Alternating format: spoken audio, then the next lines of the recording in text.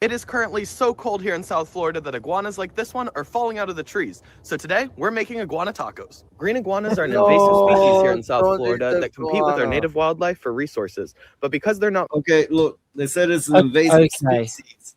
They're everywhere. They're a problem. They're fucking shit up. And it got so cold that they just flopped out of trees like they're dead, but they're not dead.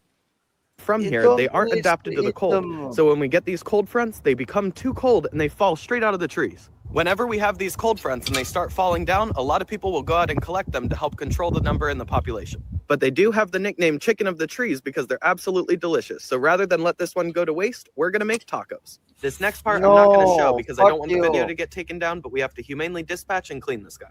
It's a good thing I managed to remove this one when I did, because inside I found over 20 eggs. So by removing this one iguana, we've actually saved the environment from over 20 iguanas come spring.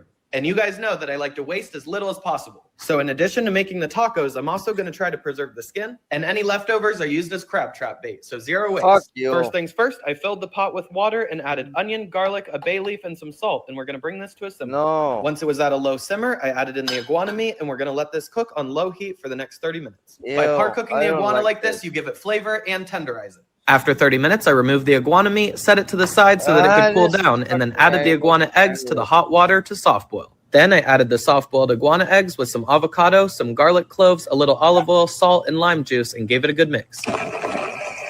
Once it was done, I topped it with black pepper and lime, and we have our sauce. Next, I removed all the iguana meat from the bone, added in my favorite seasonings, and tossed it into the frying pan so that it could get nice and crispy. I like to let the edges crisp up until they look something like this. In the leftover oil, I crisped up some tortillas. Then I added in the iguana meat, topped it with some pickled red onions, jalapeno, and cilantro, and then drizzled on our sauce. And there we have it, iguana